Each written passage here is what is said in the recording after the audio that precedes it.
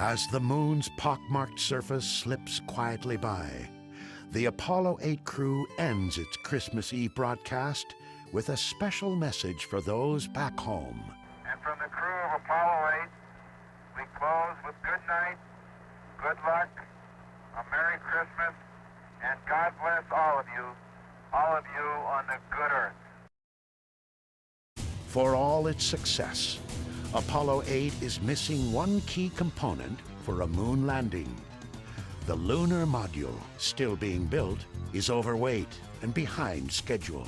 It's not a simple thing. Spacecraft never landed on another celestial body, so the design had to be done from scratch. One of the main things you had to figure out was that you had to have a rocket on the ascent stage especially that you had to be 100% sure would work, because you didn't want the two astronauts sitting on the lunar surface and the rocket didn't work. The first LEM is ready for testing in Earth orbit on Apollo 9. The LEM is put through its paces and proves it's ready to go to the moon. With one significant limitation. Still too heavy, the LEM can't land. So Apollo 10, like Apollo 8 before it, will only orbit the moon and test rendezvous the lander with a command module. This is really a rugged planet. As John Young watches from his command module, Charlie Brown, Commander Tom Stafford and LEM pilot Gene Cernan undock Snoopy, their lander that can't. And I was doing backup maneuvers to the attitudes, and if they couldn't do the maneuvers, I would do the maneuvers and hopefully rescue them. But I was always ready in case their vehicle blew up or something to come back without them. To test a landing approach, the LEM drops to within 9 miles of the moon's surface and gets a good look at the site NASA has selected for the first touchdown. Skimming the surface at nearly 3,700 miles an hour, Cernan peers out his window at Lunar Mountains. We is down among them, Charlie. Roger, I hear you weaving your way up the freeway. Roger, fantastic, Charlie, fantastic. I felt like I had to pick up my feet to keep from dragging my heels on the top of those mountains. When you move that fast across the surface and you're that close, it's an overpowering experience. On their second flyover, the experience turns almost deadly when the lunar module tumbles out of control. I saw the lunar horizon 8 times in 15 seconds in all different directions. That was a man-made problem because we were switching computers to check out a little backup computer we had. The guidance switch had to go in the other direction. I had already put it in the other direction. And so Tom went and moved it in the other direction. And so the computer that had the spacecraft at that moment didn't know where it was. But Tom was able to stop it, control it. Finally, as in the comics, Snoopy returns to his master, Charlie Brown. Even before Apollo 10 enters lunar orbit, the Apollo 11 spacecraft has been rolled out to the launch pad atop its Saturn V rocket. In less than 2 months, its crew will try and safely set it down on the moon. That's one small step for man.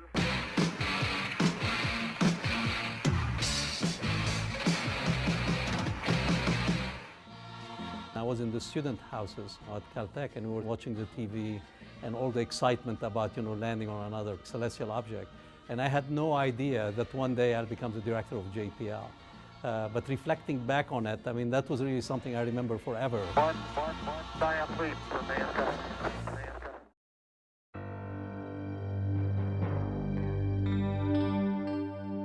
They've all been to space before.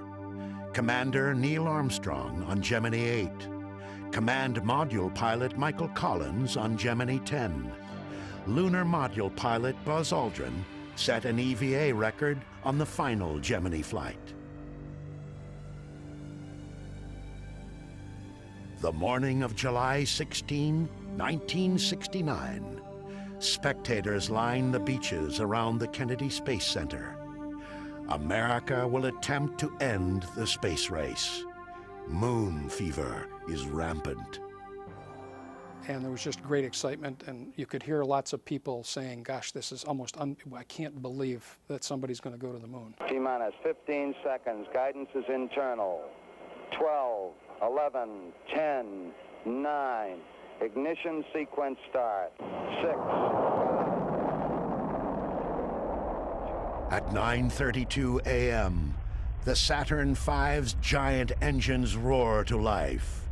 At the viewing stand 3 miles away, spectators feel the thunderous drumbeat of unearthly power pounding their chests as the heat of the rocket's exhaust washes over them. When that rumble came across the ground, it was like somebody was putting their hands on your chest and pressing. I almost couldn't breathe. It was so unbelievable that the United States was going to send 2 men to walk on the surface of the moon. It was almost unthinkable. For 3 days, the crew of Apollo 11 cruises towards the moon, then drops its spacecraft into lunar orbit. I just thought there were so many unknowns that I would have given us about a 50-50 chance of being the first flight to land and return someone safely. With Collins remaining in the command module, Armstrong and Aldrin prepare the LEM and themselves to become the first humans on the moon. Okay, all flight controllers, go for landing. Retro. Go. Fido. Go. Guidance. Go. Control. Go. Telcom. Go. GNC. Go. Egon. Go. Surgeon. Go. Capcom, we're go for landing. Eagle, Houston, you're go for landing. Over. But the landing veers from the planned script. As the LEM nears the surface, the onboard computer flashes an alarm the crew doesn't recognize. 1201. 1201. Roger, 1201 alarm. Any one of thousands of technical glitches could abort the landing. But Houston quickly diagnoses the problem as non-critical, an overloaded computer. 1201 alarm. Same type, we're go flight. Okay, we're go. Same type, we're go. That's when real trouble threatens the mission. 540 feet down at 30 and at 15. As the LEM pitches upright about a mile above the moon's surface, Armstrong gets his first look at where computers will set them down. A field of boulders, any one of which could prove deadly. Armstrong wraps his hand around the joystick and takes manual control. 3.5 down, 220 feet. 13 forward. With fuel running out, Armstrong flies the LEM like a helicopter. Aldrin keeps his eye on their altitude, forward speed, and rate of descent, calling out the numbers. 100 feet, 3.5 down, 9 forward. At 60 seconds, we're still 100 feet up. I was nervous. Okay, at 30 seconds, we were 10 feet. I figured we had it made. But 100 feet, we're thereabouts at 60 seconds. You could very easily just not be where you want to be. 4 forward, drift into the right a little. Sort of like driving your car when the gas gauge is reading empty, but you know that when it gets down there, you got a few more miles left. Well, that was the situation we faced. And I think it was in the last seconds. Everybody was holding their breath. It was pretty dicey. Contact light. Okay, engine stop. APA at a descent. Mode control, both auto, descent, engine command override off. Engine arm off. 413 is in. We've had shutdown. We copy you down, Eagle. Okay, everybody, T1. Stand by for T1. Tranquility Base here. The Eagle has landed. Man on the moon. Ooh. Oh, boy. Thank you. You're looking good here. Boy. Okay, we're going to be busy for a minute. Like people around the world, of every persuasion and from every walk of life, mission controllers in Houston are overwhelmed. Okay, keep the chatter down in this room. Now, in the control room, we had work to do because we had to very rapidly look at the spacecraft systems and give the crew a stay-no-stay decision that everything was safe to remain in the moon, and we had to accomplish that within the first 2 minutes. Okay, T1, stay, no, stay, retro. Stay. FIDO, stay. Guidance, stay. Control, stay. Telcom, stay. GNC, stay. Ecom, stay. Surgeon, stay. Capcom, we're stay for T1. So basically, we had to keep our emotions in check and keep the chatter down for the first 2 hours after landing while everybody in the entire world was celebrating. And we're getting a picture on the TV. You got a good picture, huh? It's distorted, flickering, and at first, upside down. But a small black and white television camera mounted outside the LEM gives the world its first live glimpse of an alien landscape. No one is more interested in seeing that first picture than the man responsible for bringing it to everyone's TV. This whole mission was now about television, in my mind. There were hundreds of millions of people watching, waiting to see the first step on the moon and people on the moon, see a spacecraft on the moon, anything. And if it doesn't work, then probably people actually will know my name years from now as the guy who didn't bring you television from the moon. Okay, Neil, we can see you coming down the ladder now. The world just marveled at this right along with us, and we more or less made the whole world our partners in this thing by inviting people to be there during the launches. And I think that's one of the best things we ever did in the space program. One of the best decisions ever made with regard to the space program was to share that with the world. Okay, I just checked getting back up to that first step. It's that isn't collapsed too far, but it's adequate to get back up. More than 500 million people around the globe watch as Armstrong first makes sure he can get back into the LEM, then gives the first eyewitness account from the lunar surface. The surface appears to be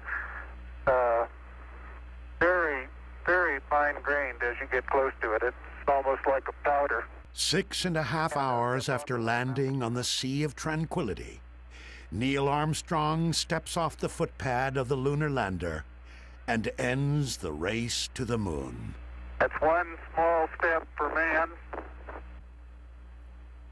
one giant leap for mankind. For 2 hours and 31 minutes, Armstrong and Aldrin share their observations. The surface is fine and powdery. I can pick it up loosely with my toe. There seems to be no difficulty in moving around as we suspected. It has a stark beauty all its own. It's like much of the high desert of the United States. It's different, but it's very pretty out here. Beautiful view. Isn't that something? Magnificent sight out here. Magnificent desolation.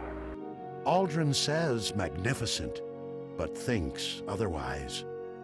What a desolate place we just landed on.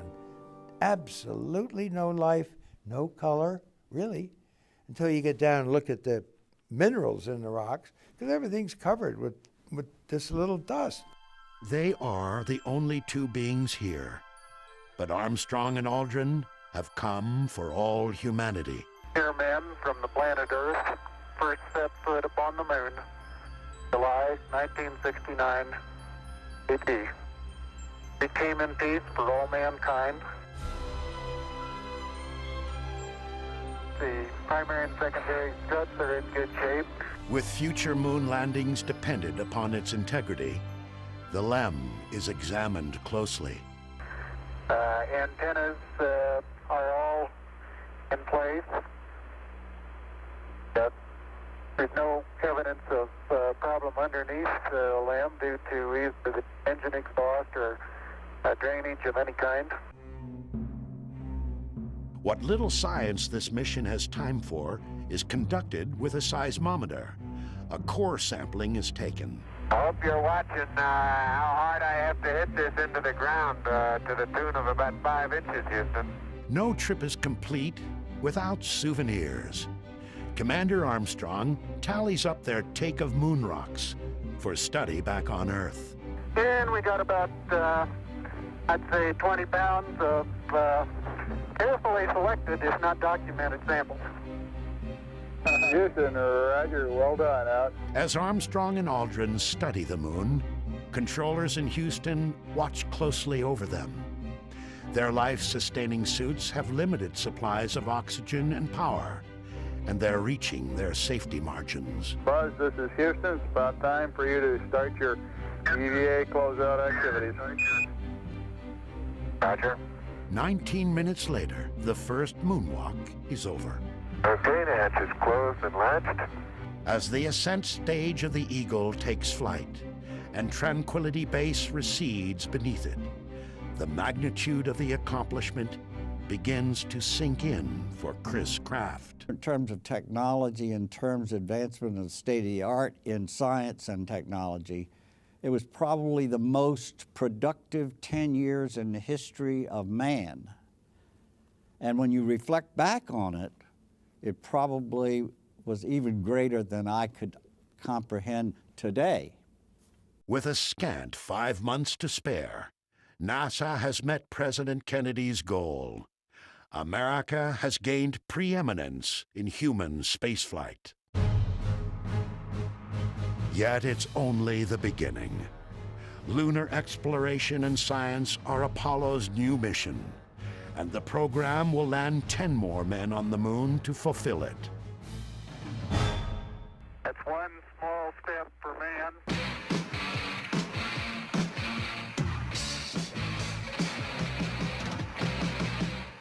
We're in the viewing room at the Mission Control Center in Houston, watching the terminal phase of that flight and the landing itself on the moon. I was telling Neil not to land because we were next. But he did a great job. One giant leap for mankind. Every Apollo mission starts the same. 3 men in a capsule sit atop the giant Saturn V rocket, waiting for its monstrous engines to propel them off the Earth. The 3-stage Saturn V stands 363 feet tall, and at launch weighs more than 6 million pounds. Its 3 stages generate nearly 9 million pounds of thrust. It is the largest rocket ever flown. 5, 4, 3, 2, 1, 0. All engines running. Commit. Liftoff. When Apollo 12 leaves Pad 39A on the second moon landing mission, the Saturn V proves its mettle. 36 seconds after lifting off in a rainstorm, lightning hits the rocket and waylays the crew's control panel. I don't know what happened here. We had everything in the world drop out. I'm not sure if you get hit by lightning. 16 seconds later, as if to confirm Commander Pete Conrad's theory, a second lightning bolt strikes the rocket. Command Module pilot Dick Gordon watches his entire electrical system shut down. The moment of the lightning strike, the reverse current relays did their job and shut down the fuel cells. So we were not receiving any electrical power from the fuel cells, which was our main source of electrical energy. Fortunately, at that time, the batteries were on the line for the launch itself, so we had electrical power, and that really saved us from automatic abort. 13 Saturn V rockets fly during Apollo, including every moon mission. Although anomalies occur, no Saturn V ever fails. I think I see my crater. Hey, baby. I'm not sure. Including Apollo 12's. There it is! Son of a gun! Right down the middle of the road! A major goal of the mission is to execute a pinpoint landing in an area called the Ocean of Storms. So NASA said, we're going to demonstrate this by picking a certain crater, and then we'll send you there. And the crater we're going to pick is the one that has Surveyor 3 in, that landed inside this crater some 33 months earlier. And that may have been a small one for Neil, but that's a long one for me. And we landed, and the first thing Pete did when he got out was go around and looked and see if Surveyor was in that crater. Boy, you'll never believe it. That's what I see sitting on the side of the crater. The old Surveyor, huh? The old Surveyor, yes, sir. Does that look neat? It can't be any further than 600 feet from here. We have a good shot of you there, Pete. Live television from the moon is now in color. Okay, Houston, I'm going to move the TV camera now. But the achievement is short-lived when Alan Bean accidentally points the camera at the sun and burns out its video tube.